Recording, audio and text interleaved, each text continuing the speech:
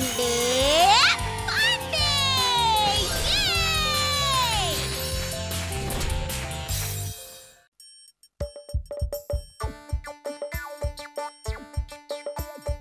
আসছে গোপাল, যাচ্ছে গোপাল, ভাবছে গোপাল, হাসছে গোপাল, আসছে গোপাল, যাচ্ছে গোপাল, ভাবছে গোপাল, হাসছে গোপাল। যুগের পরে যুগ কেটে যায়, মানুষ তাকে ভোলে না। যুগের পরে যুগ কেটে যায়, মানুষ তাকে ভোলে না। চলে না রে, চলে না রে, চলে না রে, চলে না, চলে না রে, চলে না রে, তাকে ছাড়া চলে না। কে সে? পরিচয় কি তার? হাসির রাজা, জ্ঞানের রাজা, রসিক রাজা গোপাল ভাঁড়। হাসির রাজা, জ্ঞানের রাজা, রসিক রাজা গোপাল ভাঁড়। হাসির রাজা, জ্ঞানের রাজা।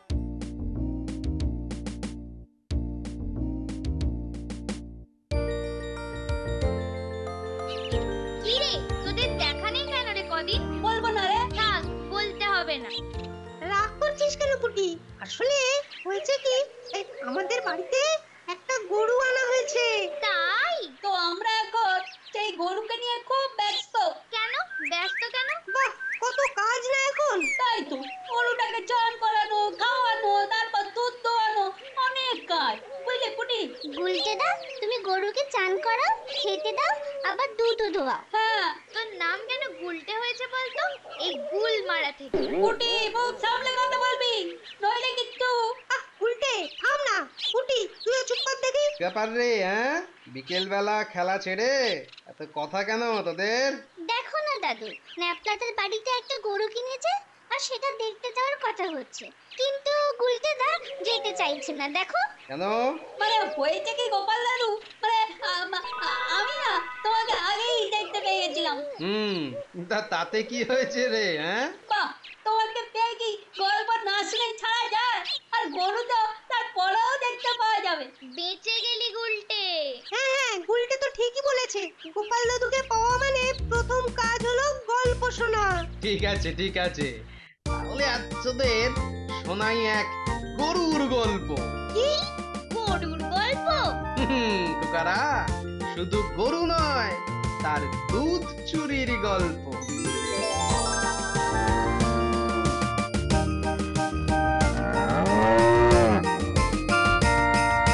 ওহ মন্ত্রী, গরুটা না জব্বর হয়েছে। তাহলে একদিন পর নবাব আপনাকে একটা দুধসই উপহার দিয়েছে, বলুন। তার বলতে আহাহাহাহা, যেমন পেল্লায় চেহারা তেমনি কুস্তিগিরের মতো দুধ দেয়। খেয়ে দেখুন তো মন্ত্রী, দুধ নয় তো, যেন সাদা অমৃত। খেতে দিয়েছো কখনো, যে খেয়ে বুঝবো অমৃত না পুকুরের জল? কিছু বলছো মন্ত্রী? কই না তো। বললেও কিছু এসে যায় না, আর তুমি ওই দুধ খেতেও পারবে না, বরং বদ হজম হয়ে পেট ছাড়বে। আচ্ছা, তবে দেখবো এবার থেকে ওই দৈত্যের মতো গরুর দুধ কেমন করে আমার পেটে না গিয়ে আপনার পেটে যায়। হ্যাঁ, বুঝলে মন্ত্রী, এবার থেকে ভাবছি শুধু দুধ নয়, ওই দুধ থেকে দই, ঘি, পায়ে সব তৈরি করিয়ে খাবো। তা খান না, খান, আমি নজর দিতে যাব না। না, বাবা, সেদিকে আমি খুব চালাক।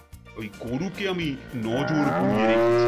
হ্যাঁ, যে যতই নজর দিক না ওই গরুর দিকে, ওর নিজের বা ওর দুধ খেয়ে আমার কিছুতেই পেটটি খারাপ হবে না। এ দেখাই যাক। আবার যেন কিছু বললি? বলছি না, মানে মানে ওই ওই আমি আপনার স্বাস্থ্য কামনা করছি। বাবা বাবা বাবা, আবার এই স্বাস্থ্য কামনার জন্য আমি তোমাকে আজ রাতে আমার খাওয়ার এক বালতি দুধের মধ্যে থেকে এক কাপ দুধ তোমাকে দেবার জন্য আদেশ করছি। এটা মহাকীর্তি রাজা। আবার কি বলছো মন্ত্রী গজা? না, বলছি যে ওই গরুর দুধ খেতে নিশ্চয়ই হবে বড় মজা।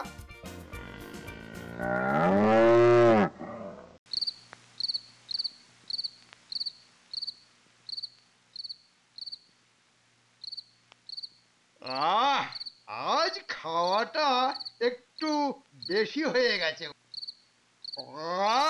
মন্ত্রী মশাই, এই যে রাজার আদেশ মতো আপনার জন্য 1 কাপ দুধ। দাও খেয়ে দেখি।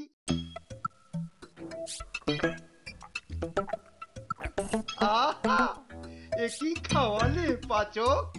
এবার যে আমার সারা শরীর দুধ খাই দুধ খাই দুধ খাই করছে। আচ্ছা, কোন আক্কেলে তুমি আমার জন্য মাত্র 1 কাপ দুধ নিয়ে এলে? হ্যাঁ, কি করব, মহারাজের আদেশ। আচ্ছা তুমি যাও। হুম।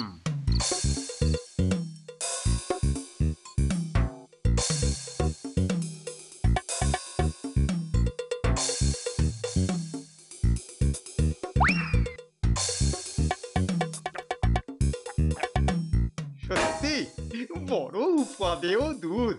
না, পাচক ব্যাটার চলে আসার সময় হয়ে এলো, এবার জলটা ঢেলে দিই। হুম, ওই তো পাচক আসছে। এবার এবার সরে পড়ি। এবার দেখতে হচ্ছে ওই দুধ রাজার বদলে কেমন করে এই গজার পেটে ঢোকানো যায়। পেয়েছি, উপায় পেয়েছি, কিন্তু তার জন্য অপেক্ষা করতে হবে কাল রাত পর্যন্ত। যাই যাই, মহারাজের রাতের খাবারটা দিয়ে আসি। দুধের বালতিটা কোথায় রাখি, কোথায় রাখি?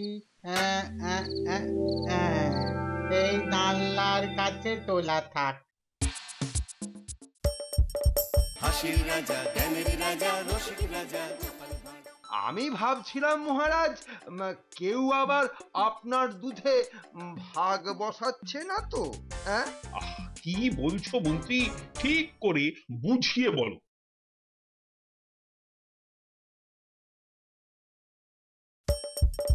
হাসির রাজা জ্ঞানের রাজা রসিক রাজা এই তো শিকার, শিকারীর একদম কাছে সেই হাজির। মহারাজের খাবার শেষ হলে তারপর দুধের বালতিটা নিয়ে যাব। তখন নেবে, কিন্তু দুধ নয়, জল ভর্তি দুধের বালতি।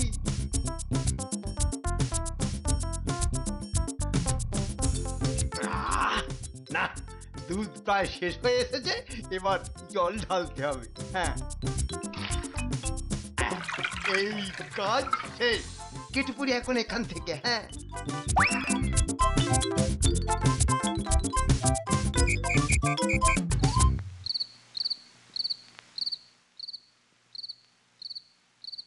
এবার দুধের বালতিটা নিয়ে যাই। এ কি, এখানে দুধ পড়ে আছে কেন? কেউ কি খেয়ে গেল? না তো, দুধ তো পুরো 1 বালতি আছে। না, যাই।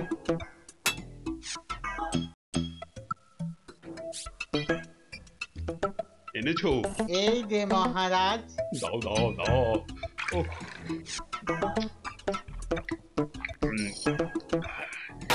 আজ স্বাদটা কেমন পানসে পানসে লাগছে। কেন কেন কেন কেন মহারাজ? আমি তো ওই গরুর দুধ নিজের হাতে নিয়ে এসেছি। তাহলে হয়তো গরুটার শরীর টরি খারাপ হয়েছে, তাই দুধটা পাতলা দিচ্ছে। তাহলে তাই হবে। গরুটার শরীর খারাপ না মহারাজের মাথা খারাপ? হ্যাঁ,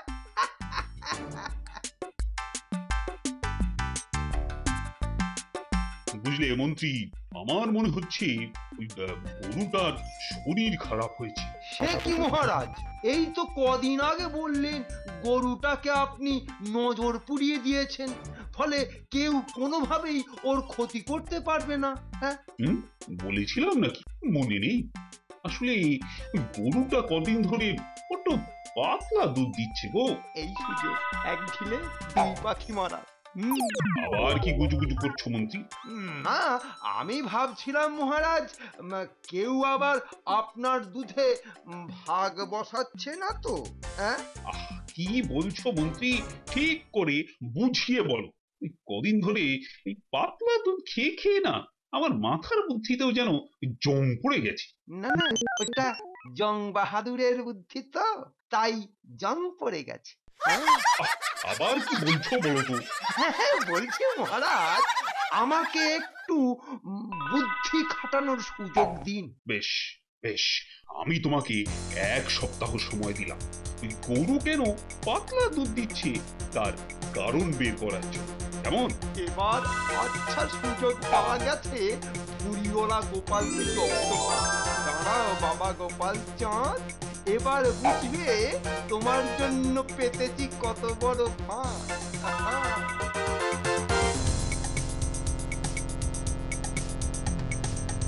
এই যে গোপাল, রাজসভার কাজে তো তোমার বিন্দুমাত্র মন নেই দেখছি। হ্যাঁ, কেন মন্ত্রী মশাই? বাবা, আবার কেন মন্ত্রী মশাই? হ্যাঁ, মহারাজের রান্নাঘরে বিভিন্ন রকম খাবার সরানোর ঘটনা ঘটছে, সেটার কোনো খবর পেয়েছো তুমি? হ্যাঁ, কই না তো। দেখেছো তো, প্রাসাদের কোনো খবরই রাখো না তুমি। কেন যে মাসে মাসে মহারাজ তোমাকে মাইনে দিয়ে পুষছেন কে জানে। সে যাকে, যে জন্য তোমার সঙ্গে দেখা করা। শোনো, তুমি প্রায় প্রত্যেক দিন মহারাজের রান্নাঘরে গিয়ে দেখবে কে আর কিভাবে চেষ্টা করছে মহারাজের খাবার নষ্ট করার, বুঝলে?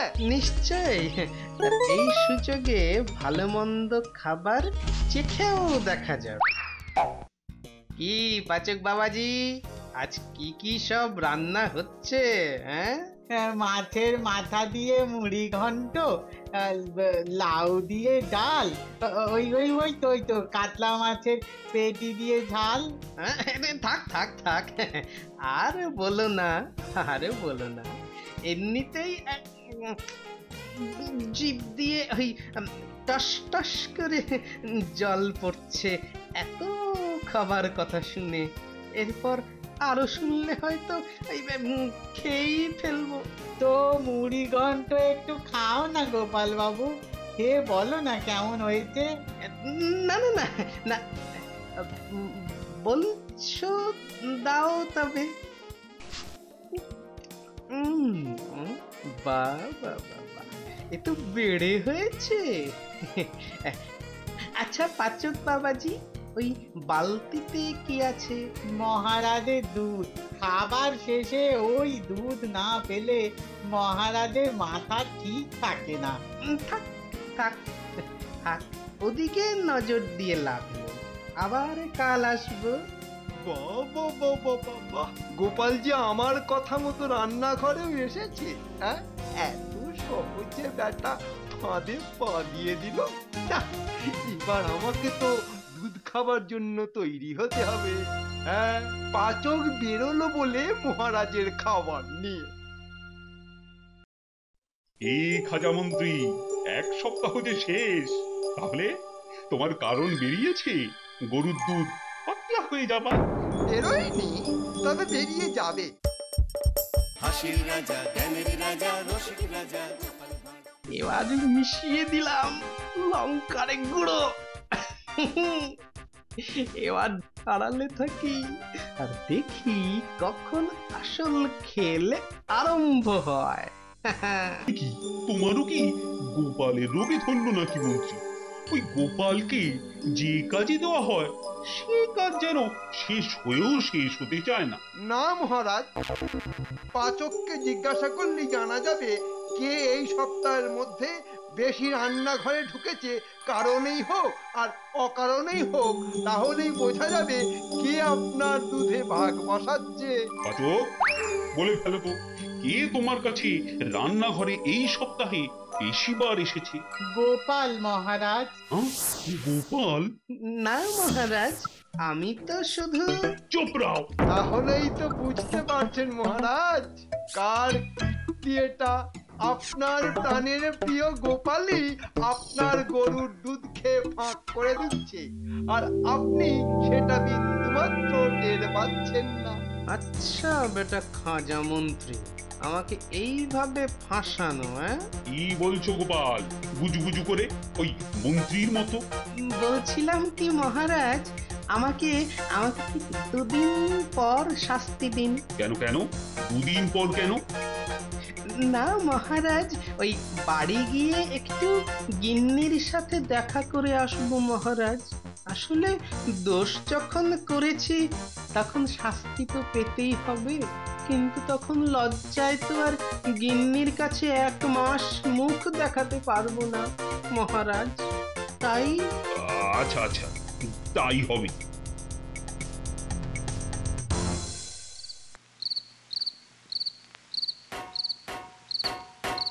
এই এই এই এই কি হলো কি? এই কি হলো বলো তো তোমার? এত রাতে তুমি আবার লঙ্কা গুঁড়ো করতে বসলে যে? চোর ধরতে হবে, বুঝলে গিন্নি, চোর ধরতে হবে। চোর ধরতে লঙ্কা গুঁড়ো? এরকম কথা তো আগে শুনিনি। মহারাজের রান্নাঘরে দুধ চোর আসছে রোজ, এরকম কথাও কি আগে শুনেছে? না। তাহলে কত কথা নতুন শুনবে, কত জিনিস নতুন দেখবে, সব কিছুতে অবাক হয়ে হয়ে থাকলে মুখের মধ্যে কিন্তু মাছি ঢুকে যাবে। মুখ বন্ধ করো, বন্ধ করো। তোমার না সব কথাতেই ঠাট্টা।